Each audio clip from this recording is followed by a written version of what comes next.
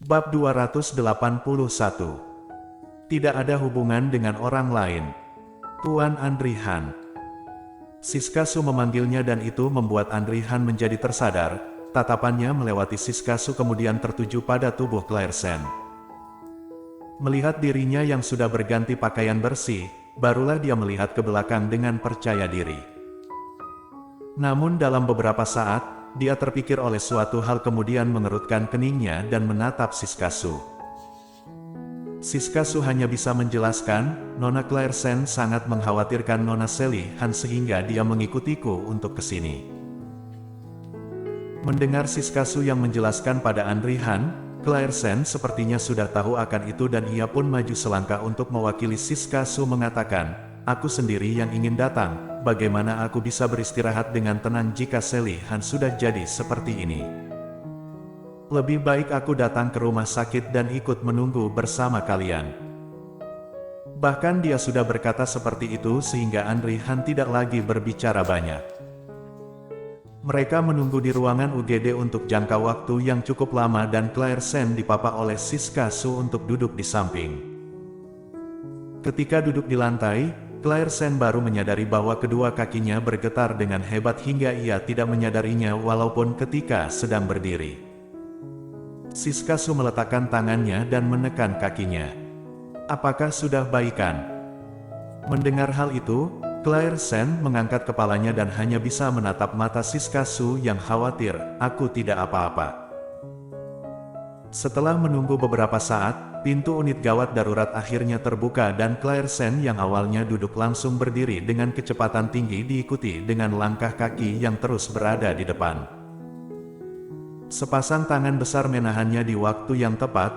Clairsen mengangkat kepalanya dan kebetulan bertatapan dengan Andri Han yang matanya begitu dingin. "Berhati-hatilah," katanya dengan serius. Clairsen menganggukkan kepala layaknya orang bodoh. "Apakah kalian adalah keluarga dari pasien yang berniat bunuh diri dengan memotong pergelangan tangannya?" tanya dokter setelah keluar dari ruangan. Kemudian Andri Han melangkah maju dan diikuti Clairsen di belakangnya. "Aku," kata Andri Han dengan suara yang dalam. Setelah meliriknya, dokter melihat ke arah Clairsen dan membuat ia berkata, "Pasien sudah keluar dari kondisi bahaya dan beruntungnya luka tidak terlalu dalam. Jika saja masuk lebih dalam maka nyawanya sudah pasti akan dikorbankan." Walaupun dia ketakutan untuk beberapa saat namun Clairsen sudah mendengarnya dengan jelas bahwa Sally Han tidak ada masalah. Hal yang selalu bergumam di hatinya akhirnya lepas. Kaki Clairsen menjadi lunak dan dianya langsung jatuh ke belakang. "Nona Clairsen." Kebetulan Siskahu berada di sampingnya dan melihat dirinya yang jatuh ke belakang dan menggulurkan tangan bantuan untuk membantunya dan mendukung. Andri Han menoleh dan menyadari bahwa Clairsen sudah pingsan. Dokter juga terkejut seketika dan maju membantu memeriksa Clairsen, harusnya karena tingkat terkejut yang tinggi. Papahlah dia untuk beristirahat di samping karena wajahnya tampak tidak begitu sehat. Siskasu menganggukkan kepala dan ketika ingin membantu Clairsen ke samping namun tidak ada yang menyangka bahwa setelah Andri Han menitip pesan pada dokter, dia naik dan memeluk Clairsen yang pingsan lalu berkata pada Siskasu, "Kamu segera pergi untuk mengurus dokumen rawat inap." Siskasu menatap pemandangan di dennya dengan tatapan kosong dan baru menyadari setelah beberapa saat, "Baiklah Tuan Andri Han."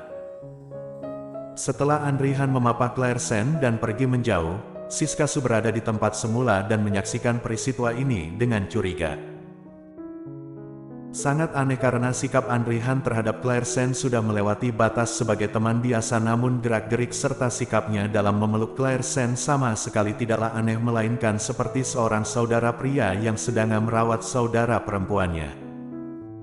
Mungkinkah karena Clairsen dan Sally Han adalah teman baik sehingga Andri Han menganggapnya seperti adik dalam merawat? Sudahlah, untuk apa dia memikirkan itu sekarang?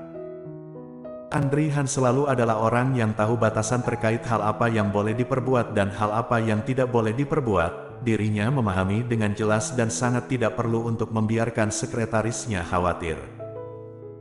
Memikirkan hal ini, Siskasu segera mengurus dokumen rawat inap Sally Han. Tersisa Paman Goldwyn yang berdiri sendirian di sana, dia bahkan tidak tahu perannya setelah berdiam diri di sana hingga setengah hari. Akhirnya dia memutuskan untuk ikut bersama Claire Sen karena dia datang kemari karena ikut bersamanya.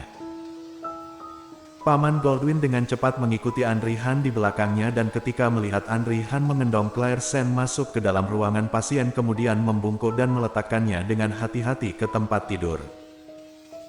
Hal ini membuat Paman Goldwyn merasakan keanehan namun mereka berdua tidak seperti sedang bermesraan.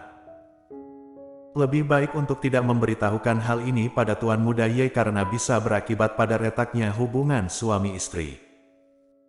Terpikir hingga hal ini, Paman Goldwyn memutuskan untuk berdiri dan menunggu di depan pintu. Andri Han justru terpikirkan hal lain, dirinya mengangkat kepala dan melihat Paman Goldwyn. Paman Goldwyn pun segera berdiri di depan pintu tanpa berbicara.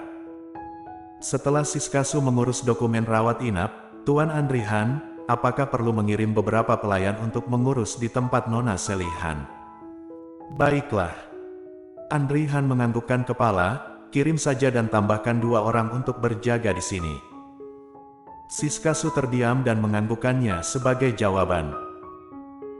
Claire Sen bangun begitu cepatnya sekitar 10 menit saja namun wajahnya kelihatan pucat dan ketika dia bangun, dirinya melihat Andri Han duduk di kursi yang tidak jauh dari tempat tidurnya dengan situasi senyap di dalam ruangan pasien. Setelah terdiam beberapa saat, Claire Sen terpikir dengan peristiwa yang terjadi sebelumnya, dia kemudian mengangkat selimutnya sambil duduk dan mengeluarkan suara. Andri Han menatapnya, sudah bangun. Maaf. Melihat pandangnya, Claire Sen sangat malu. Andri Han mengerutkan kening mendengar hal itu dan dengan bibir tipisnya, ia berkata, untuk apa minta maaf? Claire Sen hanya bisa menggigit bagian bawah bibirnya dan menjelaskan padanya, itu karena aku masih menyusahkan kalian setelah peristiwa itu terjadi, aku sangat meminta maaf. Setelah selesai berbicara, Claire Sen turun dari kasur kemudian membungkuk untuk minta maaf pada Andri Han. Sikapnya seperti ini membuat Andri Han menjadi tidak begitu senang namun tidak tahu karena apa. Sebenarnya dia tidak berharap untuk melihat dirinya tunduk pada orang lain apalagi pada Andri Han sendiri. Tidak perlu minta maaf. Suara Andri Han terdengar jelas, dia memotong pergelangan tangannya sendiri sehingga tidak ada hubungannya dengan orang lain. Setelah mendengar hal itu, Claire Sen mengangkat kepalanya dan memandangnya, bagaimana dengan Sally Han sekarang? Masih dalam pengawasan di ruangan UGD dan setelah 24 jam berlalu, dia sudah bisa dipindahkan ke ruangan pasien biasa. Dokter mengatakan bahwa untuk saat ini sudah bebas dari kondisi bahaya dan sedang berada di ruangan perawatan intensif untuk diobservasi agar tidak terjadi hal yang tidak diinginkan sehingga kamu tidak perlu khawatir. Claire Sen. Dia masih sangat khawatir dengan tangan yang tergantung di kedua sisinya yang kadangkala kencang dan longgar. Dia selalu merasa bahwa Sally Han memanggilnya karena suatu alasan. Mungkin karena dia pernah emosi dengan dia sebelumnya dan mengatakan hal yang berlebihan sehingga hal itu membuatnya bunuh diri. Atau mungkin karena alasan lain.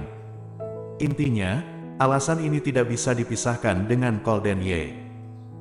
Kalau tidak, bagaimana bisa Sally Han yang selalu ceria dan optimis bisa tiba-tiba melakukan bunuh diri setelah tiba di kediaman keluarga Han? Selain itu, Claire Sen sudah tidak dapat menemukan alasan lain lagi. Ini adalah salahku sehingga akulah yang harus meminta maaf. Claire Sen menggigit bagian bawah bibirnya dengan kuat, penyebab dia bisa memotong pergelangan tangannya adalah karena aku. Namun Tuan Andri Han tidak perlu khawatir karena aku akan berdiskusi dengannya setelah dia sadar. Andri Han tidak tertarik pada permasalahan antar wanita namun permasalahan kecil tidaklah mungkin membuat Sally Han melakukan upaya bunuh diri sehingga tingkat permasalahan seperti apakah ini? Andri Han menatap tubuh Claire Sen dengan penuh tanda tanya seperti sedang menginterogasi dirinya. Claire Sen tentunya mengerti maksudnya. Hanya saja hubungan antara dirinya dan Sally Han terlalu rumit. Maaf, untuk sementara aku tidak bisa memberitahumu. Bersambung.